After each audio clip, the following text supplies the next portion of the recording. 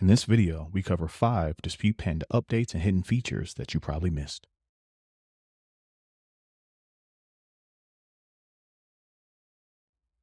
So, Dispute Panda now has 24/7 customer support. There are several ways you can reach support. You can go to disputepanda.com. You can click on the contacts tab, and it will take you to a screen that looks like this.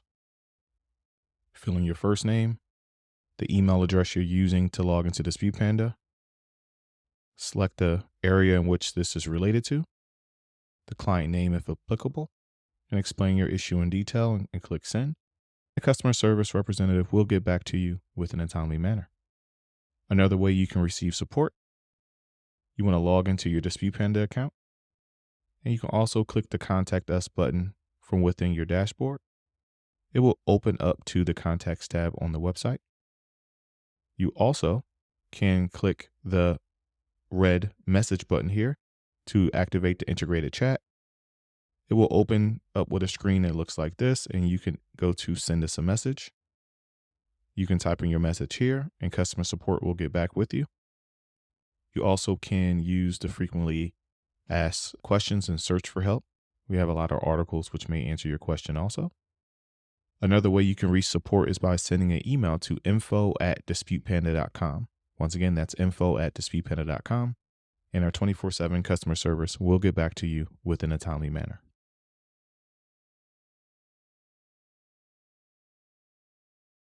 Another update that occurred that we are super excited about is the Panda AI has been updated. Since Dispute Panda uses machine learning, we can take the data that we're getting from generating the letters and people uploading their reports, and we can track deletions.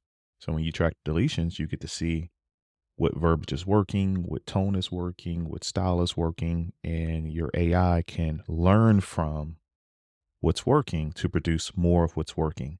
So here's the data of how we were able to do that. So on the left here, you have Dispute Panda letters generated only. So this means people who have generated letters within the system and decided to download and mail on their own. August through June, 334,000 under 7 pages and 52,280 over 7 pages. And then you have the data from generating and mailing. So from August to June, you have about 127,000 for under 7 pages and almost 18,000 for over 8 pages there. And then you have the count in the middle. So generated only, so almost over 500,000 letters generated. This does not take into account static. So just keep in mind, this is only letters going to Equifax, Experian, and TransUnion from generated attacks within the system. But this is a lovely thing because as deletions are occurring within the system, whether it's from our Metro 2 system, whether it's consumer law, whether it's factual disputing, Dispute Panda is able to gather that data, analyze it, and then self-learn and feed it back into the system where you don't have to do anything. This is all invisible to you. This is all behind the scenes. This is all self-improvement because this is where we believe credit repair softwares need to go. Template-based systems will always lose out to a self-learning machine-based system. And as the credit bureaus are getting more sophisticated in their tactics, your software needs to get sophisticated as well. We cannot wait to see you get the best results possible.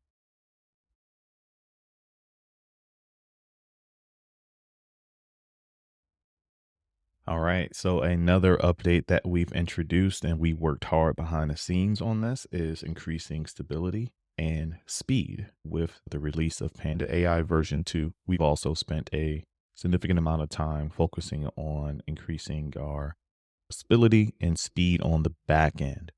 All right, so let me give you a demonstration of how fast our system is now. And keep in mind that Dispute Panda is the only system that uses machine learning and the only system that does not use template-based letters. So what this means is every word will always be different within Dispute Panda, even if you choose the same attack. In order to do that's going to take server resources. Now, why do we do this? Because we've learned that the credit bureaus really can hone in on template letters. And if you send the same template over and over again, it could cause additional flagging within the system, right? To beat that, you want to be unique with every single last dispute. So you want to ensure that whatever you're doing, even if you're writing it by hand, it needs to be different for each client, each account, and so on and so forth. Let's show you how we've within the process here. I'm going to select a few accounts.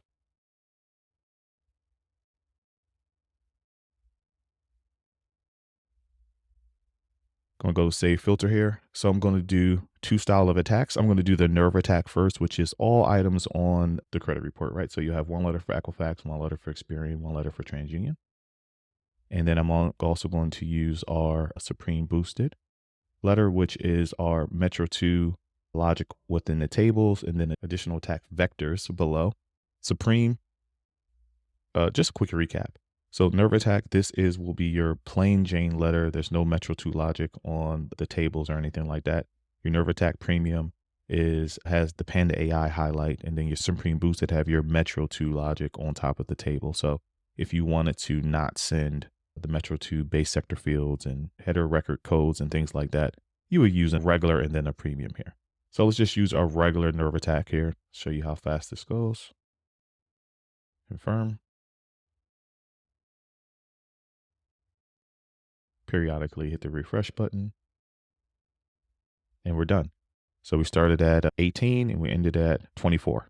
So less than a full second as I was speaking there. Let's do another one here. Let's do a paralyzing touch point. So a paralyzing touch point is when you create a letter for each item selected, right? There are scenarios in which you would want to use this per FCRA section 611. For every time the credit bureau receives a notice or a dispute, they have to conduct a 30-day investigation. So say you had 18 accounts, you send 18 letters, they owe you 18 responses in the mail. There is a scenario where that makes sense to do. So let's do that one here. And let's just use our regular letter for that one also.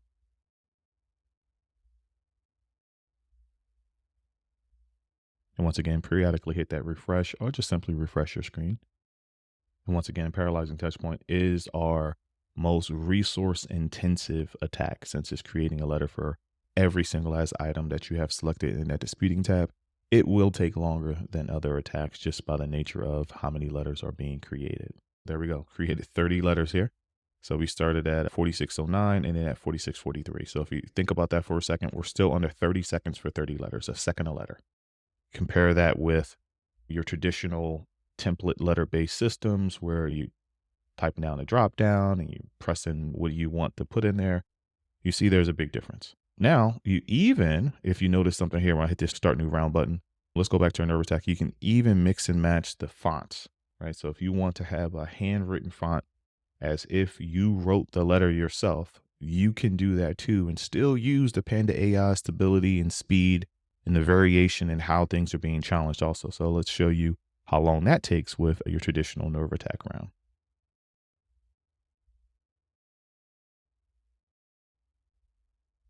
And once again, the fonts even vary, right? So it's not even like the same handwritten font every time. So your regular fonts will change, your verbiage will change, your handwritten fonts will change. Everything is different. So here we go. We have a 37 and so less than 10 seconds there. And if we do that same style of attack with our paralyzing touch point, let's use the regular here.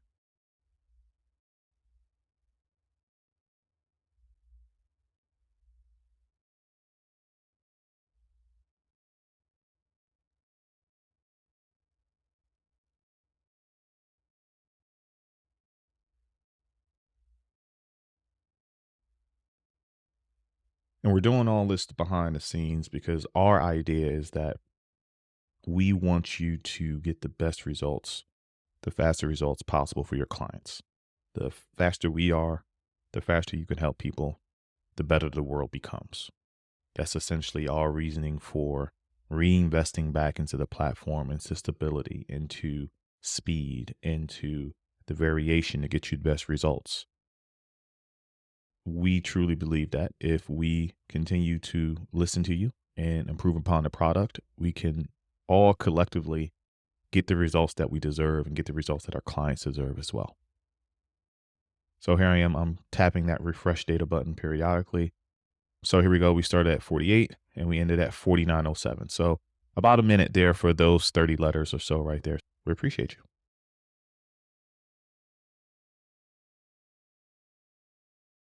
Another feature we added was the factual disputing and consumer law mode. Now, the reason why this was added is if you are trying to, let me use an analogy. If you're trying to cut down a tree, would you just rather use a handsaw or would you want to have all the tools at your disposal? You got a chainsaw, you got a axe, you have the big tree chopping machines to get the job done. So I want you to look at your credit profile, your client's credit profiles the same way. So there are some instances where you will want to go into factual disputing and consumer law mode. I'll give you a great example. One of those modes may be late payments. 35% of your score is payment history. So let's look at this account here. And you will see that this particular account has 3 years of payment history and it's 72% on time.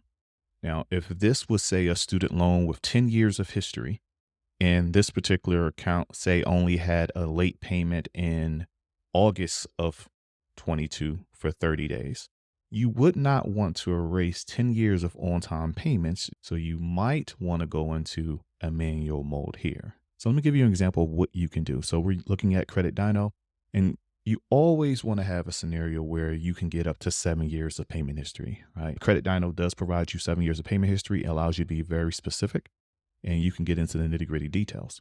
In order to get into your factual or consumer law mode, you hit add custom message here, and then you can add in your factual dispute. So in that instance, for that one here, I'm just going to put this one in here. You claim I was 30 days late. July, October, November, December of 2022, and February and March of 2023. Because I'm unable to find any evidence that I have ever been late on that payment to this account, you will be responsible for providing it to me if there's any evidence that I have ever been late on a payment. If you can't prove that I was late, you should switch it to paid as agreed, never late. So what we're saying is we're being very specific. Hey, prove your point here. Prove that this was late on these particular dates. And then you can hit save and you will notice that it says edit custom message there. If you wanted to use consumer law, which is quoting the laws as well, I'm going to give you another example here. You're violating my rights under 15 USC 1666 and 15 USC 1681 S2. So I'm being a bit aggressive here. So you better back up your accusations. You claim I was 30 days late in July, October, November of 22, and February, March of 23. But guess what? I scoured every corner and there's not a shred of evidence to support your claim that I was ever late on the payment for this account. If you can't cough up proof, you better switch the status to paid as agreed, never late. Stop playing games and start taking responsibility for your sloppy records. Now, why is this beneficial? When you're in factual disputing mode, you might have the actual facts to back up your claim, right? And you can mix and match. So say you don't have any factual or consumer law based dispute for this particular account, but you want it removed, you can simply leave this on Metro 2 mode. Or you can have a scenario where your first round is Metro 2, your second and third round could be consumer law. You can mix and match regular font versus handwritten font and things like that. Say you wanted to do something like this and you wanted to have a factual dispute or consumer law based dispute here, and you wanted to use Metro 2 for this particular collection account because say you couldn't find an error there. You save your filter here and you can go to your start new round and you can do your, let's do a nerve attack. And say you wanted to use a handwritten font. If you wanted to attack these things using, let's say, factual disputing, consumer law, and the Metro 2 logic, you would use Supreme Boosted or the Nerve Attack Supreme. If you just wanted a plain Jane letter for your factual disputing, you can use Nerve Attack or the Premium Attack here. Let's actually combine them both, right? We're going to do a consumer law attack, and then we're going to combine that with Metro 2, and we're going to put it in a handwriting mode. I'm going to confirm here.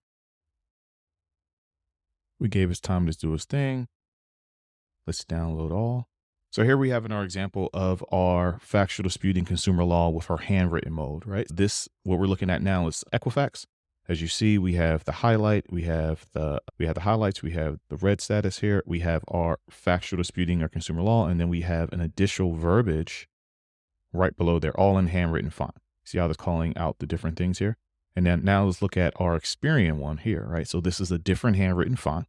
And then you see the actual consumer law that we have on that one as well, but it's calling out different aspects of the account. So we're mixing and matching. Our attacks would give us strength, and our handwritten font is changing every time too, which makes it look like we actually wrote this by hand. So if you go into factual consumer law mode, use handwriting as well. It gives a different flow and feel to your disputing, right? So you have different styles of attacks, you have different handwriting fonts, you have different ways you can chop down the credit tree to get the best results possible.